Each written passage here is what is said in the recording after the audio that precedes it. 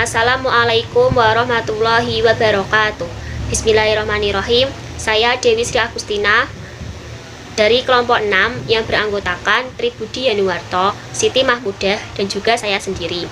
Di sini kami akan menjelaskan mengenai manajemen personalia, baik dari segi definisi manajemen personalia, tujuan dan tahapan, pentingnya manajemen personalia dalam Islam, dan yang terakhir langkah-langkah penerapan manajemen personalia dalam pendidikan. Baik, pada pertemuan sebelumnya kita telah mengenal dan mengetahui apa itu manajemen. Manajemen merupakan suatu proses pengendalian atau kerjasama yang dilakukan oleh sekelompok untuk mencapai satu tujuan yang sama. Setelah kita mengetahui pengertian manajemen, di sini saya akan menerangkan pengertian personalia. Personalia dapat diartikan sebagai personil atau kepegawaian orang-orang yang ada di dalam suatu organisasi tertentu. Nah, ada beberapa pendapat dari para tokoh mengenai definisi manajemen personalia. Di antaranya, pendapat yang pertama berasal dari Made Pirdata. Ia mengatakan yang dimaksud dengan personalia atau personil ialah semua anggota organisasi yang bekerja untuk kepentingan organisasi guna mencapai suatu tujuan tertentu. Dalam hal ini mencakup para guru, ini dalam personalia pendidikan ya, mencakup para guru, para pegawai, para mahasiswa dan juga siswa, para wali mahasiswa dan siswa, dan juga termasuk para manajer pendidikan. Nah, pendapat yang kedua berasal dari Suryo Subroto. Yang dimaksud dengan personalia atau personil adalah orang-orang yang melaksanakan suatu tugas untuk mencapai suatu tujuan. Dalam hal ini, di sekolah dibatasi dengan pegawai. Oleh karena itu, personil tentu saja meliputi unsur guru yang disebut sebagai tenaga edukatif dan juga unsur karyawan yang sering disebut sebagai tenaga administratif. Nah, dari beberapa pendapat yang dikemukakan oleh para ahli, dapat ditarik kesimpulan bahwa manajemen personalia yaitu perencanaan, pengorganisasian, pengarahan, pengawasan, pengembangan, pengadaan kegiatan, dan kompensasi agar tercapai di berbagai tujuan individu, organisasi, dan juga masyarakat. Adapun yang dimaksud dengan personalia pendidikan ialah semua orang yang terlibat dalam tugas-tugas pendidikan, yaitu guru atau dosen sebagai pemegang peranan utama, manajer atau administrator, para supervisor, dan para pegawai. Para personalia pendidikan perlu dibina agar bekerja sama secara lebih baik dengan masyarakat. Nah, jadi manajemen personalia itu menitikberatkan kepada persoalan-persoalan para pegawai dalam suatu organisasi. Selanjutnya kita akan membahas mengenai tujuan manajemen personalia. Secara garis besar, tujuan manajemen personalia itu ada dua, yaitu production minutes dan people minutes, atau efisiensi dan daya guna, dan yang kedua yaitu kerjasama. Jadi, manajemen personalia itu menyangkut suatu usaha untuk menciptakan kondisi di mana tiap-tiap karyawan itu didorong untuk dapat memberikan sumbangan dan kerja atau keahliannya sebaik mungkin guna untuk mencapai suatu tujuan yang sudah ditentukan. Seperti itu.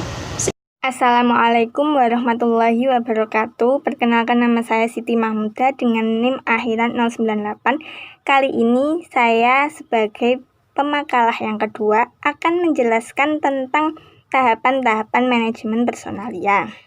Yang pertama yaitu identifikasi staf atau pegawai.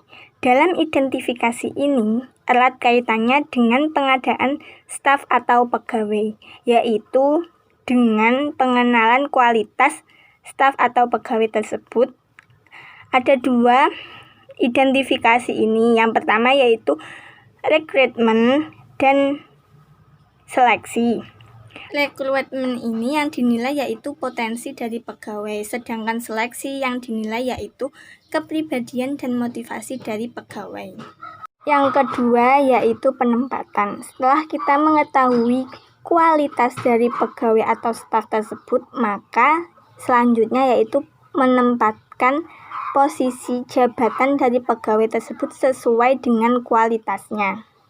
Tujuan dari penempatan yaitu mencari kepastian secara maksimal terhadap kesesuaian jabatan. 3 yaitu penyesuaian diri. Setelah pegawai atau staf memiliki jabatan, selanjutnya mereka akan beradaptasi dan menumbuhkan rasa memiliki terhadap organisasi tersebut. Untuk menumbuhkan ini, perlu adanya pembinaan dan pengembangan pegawai untuk memperbaiki, meningkatkan, dan menjaga kinerja pegawai. Yang keempat yaitu evaluasi.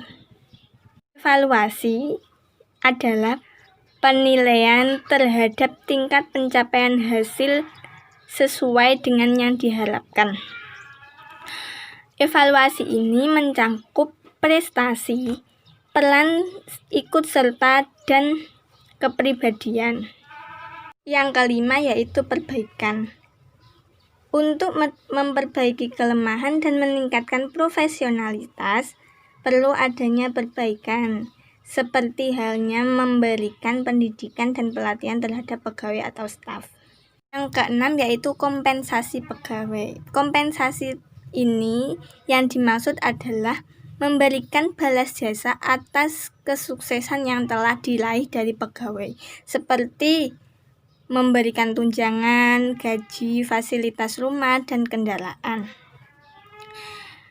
Adanya kompensasi ini diharapkan setiap pegawai memiliki tantangan untuk meningkatkan kesuksesannya, hasilnya, agar mencapai kompensasi ini. Yang ketujuh yaitu pemberhentian pegawai. Pemberhentian pegawai adalah terlepasnya pegawai dari organisasi terhadap hak dan kewajibannya. Pemberhentian pegawai dibagi menjadi 3, yaitu pemberhentian atas kemauan pegawai sendiri. Yang kedua, pemberhentian dari dinas, misalnya seorang PNS. Dan yang ketiga, pemberhentian dari alasan tertentu. Sekian presentasi dari saya. Apabila ada kesalahan, saya mohon maaf yang sebesar-besarnya. Wassalamualaikum warahmatullahi wabarakatuh. Assalamualaikum warahmatullahi wabarakatuh. Bertemu lagi dengan saya Tri Budian Warto dengan NIM 1903066089. Saya dari kelompok 6 selaku pemakalah yang ketiga akan membawakan 2 materi. Yang pertama adalah arti penting manajemen personalia dalam Islam dan juga langkah-langkah penerapan manajemen personalia dalam pendidikan. Langsung saja kita masuk ke dalam pembahasan yang pertama, arti penting manajemen personalia di dalam Islam. Manajemen personalia dalam Islam ini tidak terlalu berbeda dengan manajemen personalia secara umum. Manajemen personalia dalam Islam dilandasi oleh pemahaman bahwa manusia diciptakan untuk beribadah kepada Allah, seperti yang tercantum dalam firman-Nya yang berbunyi, A'udzubillahi minasyaitonirrajim. Bismillahirrahmanirrahim. Wa ma khalaqtul jinna wal insa illa liya'budun.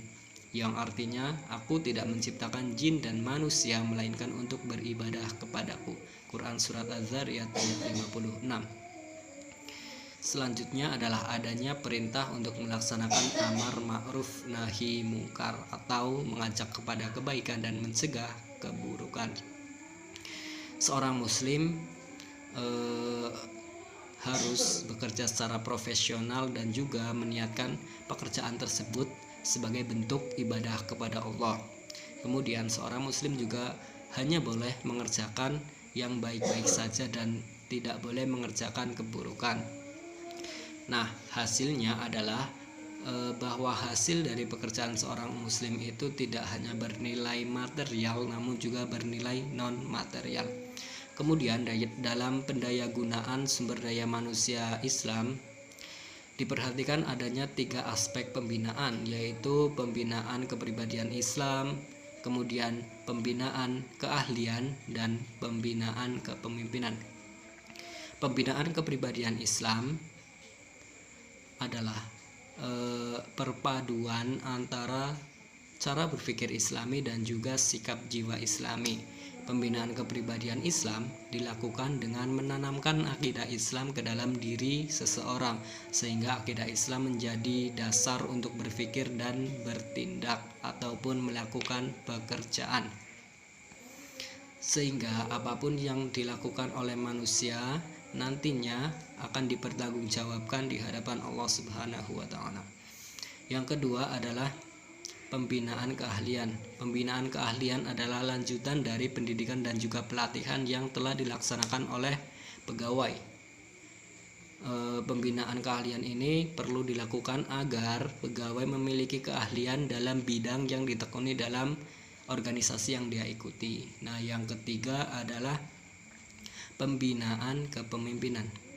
Kepemimpinan biasanya disangkut pautkan dengan sifat-sifat yang baik, misalnya bertanggung jawab, amanah, dapat dipercaya, serta memiliki kemampuan, yang dimana sifat-sifat tersebut adalah kepribadian seorang Islam. Nah, kepemimpinan ini juga berkaitan erat dengan tanggung jawab dan juga penentuan keputusan, sehingga pemimpin ini yang akan menentukan arah gerak organisasi ke depannya. Nah, apabila ketiga pembinaan ini telah dilakukan dengan baik, maka akan menghasilkan manajemen personalia secara Islami, sehingga tujuan organisasi diharapkan dapat dicapai dengan baik. Selanjutnya, materi yang kedua adalah langkah-langkah penerapan manajemen personalia dalam pendidikan. Penerapan manajemen personalia adalah hal yang tidak dapat dipisahkan dari manajemen organisasi atau lembaga pendidikan. Nah, berikut ini adalah langkah-langkah penerapan manajemen personalia dalam pendidikan. Nah, yang pertama adalah pengadaan personalia atau pegawai. Pengadaan personalia dilakukan untuk mengisi tempat atau jabatan yang kosong.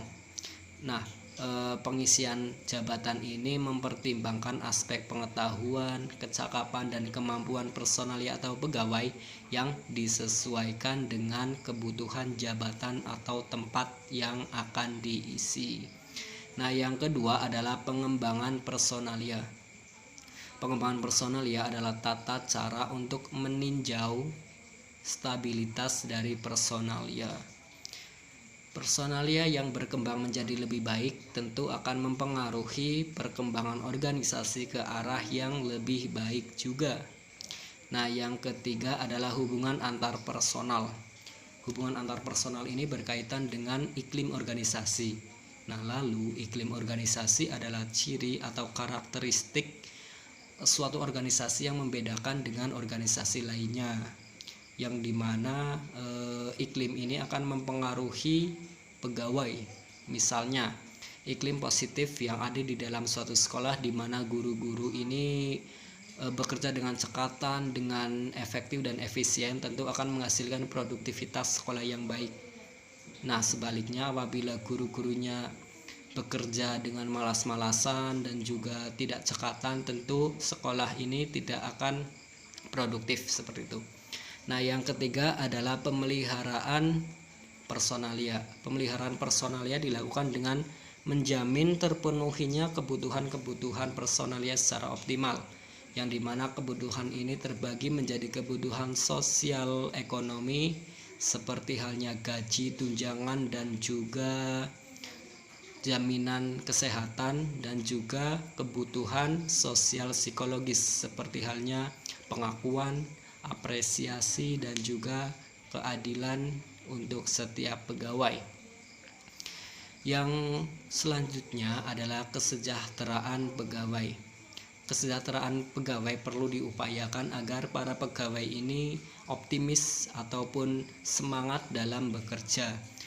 Kesejahteraan pegawai diupayakan secara bertahap sesuai dengan kemampuan organisasi, yang dimana jika kesejahteraan ini telah terjamin, maka pegawai akan bekerja dengan maksimal. Nah, yang terakhir adalah penilaian pegawai. Penilaian pegawai dapat diartikan sebagai upaya secara formal ataupun non formal untuk mengetahui hal-hal yang berkaitan tentang kepribadian, tentang pekerjaan, tentang prestasi kerja ataupun peningkatan dari pegawai yang nantinya akan digunakan sebagai pandangan objektif yang menentukan tindakan apa yang akan dilakukan kepada pegawai tersebut. Nah, demikian pemaparan materi yang dapat saya sampaikan. Kurang lebihnya mohon maaf apabila banyak kesalahan. Sekian dan terima kasih. Wassalamualaikum warahmatullahi wabarakatuh.